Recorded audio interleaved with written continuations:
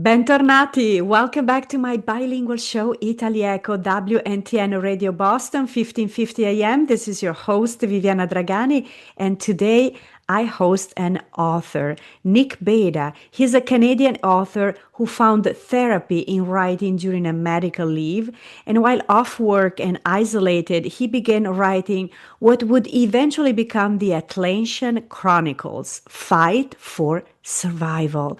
So, Nick, tell us, what is your writing process and character creation process?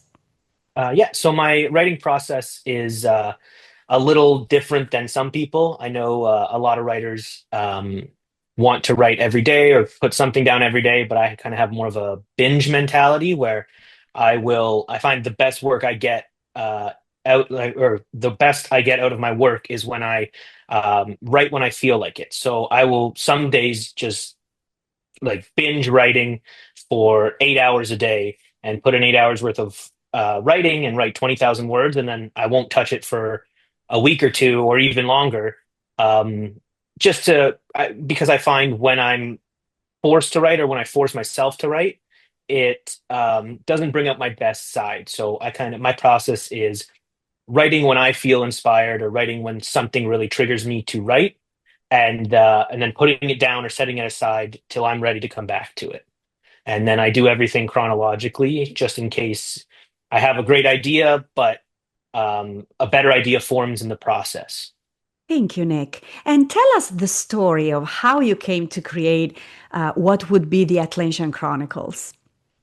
Yeah, so it's a bit of a longer story, but I was off work on medical leave, and in the process, I found myself alone at night often from like 2 a.m. to 6 a.m. and there was no one to talk to and there was nothing really to do. And I found myself getting very lonely at that time. So I kind of turned to writing as a therapy. And in doing so, I kind of just started writing little bits and pieces, and I would restart it and stop and start again. And eventually I kind of came across a video one day that broke down Plato's theory on a theory, a conspiracy theory on Plato's interpretation of Atlantis and how it matched the Eye of the Sahara, which eventually became the starting kind of process for my writing the Atlantean Chronicles. It was kind of the spark that lit the fuse that eventually became the Atlantean Chronicles. How did you take inspiration from other authors and filmmakers? Yeah, so I love TV shows, movies, and books, especially when you can kind of escape into them. Huge inspirations from Lee Child and how he kind of develops a mystery in his characters and how his characters are regular people who are great at what they do. And I took kind of advice and different things from Jack Carr, who really created one of my most favorite book series, the Terminal List series. And actually, I mentioned it in the book at one point. The main character, likes it as well. And then just different TV shows and movies like Mission Impossible, and kind of the great action sequences, followed by the character development, followed by another great action sequence that keeps you wanting to turn to the next page. All of those authors, along with J.K. Rowling, creating an amazing world that is both possible because it still takes place in our present world, but it has this magical capabilities that if you're not involved in the world, you don't know about. Different things like that, along with Rick Riordan and other authors that were just able to blend kind of whole world that is our modern world with these magical and mystical worlds. And that's kind of what inspired me and how I took these different styles and kind of mashed them together to make something that worked for me. Awesome. And what is the main message you would like the listening audience to know about your book? I'd like the listening audience to just know that it's a story of coming into your own and finding your purpose in a world that you didn't know about, and becoming something and developing something that's worth fighting for and standing up for, and just really finding that purpose. Right. And what messages do you have for aspiring authors and others who are just starting out in this world of writing? Yeah, great question. I would say my best piece of advice would be to become comfortable with being vulnerable. Putting any sort of art doesn't have to be just be writing, but putting any sort of art out into the world is a vulnerable thing because you've worked so hard and you're so passionate about this, and as you put it out there, you run the risk of people not liking it, and there will be people who don't like it.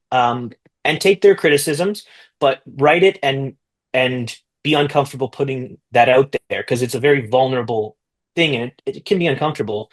So I would say that, and then the other piece of advice I would give is um, write it for you. Don't write it to be the next famous author or the next famous rich and famous person. Write it because you want to tell a story and you have a story to tell. And I think everyone does have a story to tell. So write it for you. And if you're proud of it and you're happy with it and it's something that means a lot to you, when you put it out there, people will gravitate towards it. People will connect with it. And that's where your success will come from. That's great advice. Thank you. And how are you able to work in real life events and create pseudo historical events in your writing?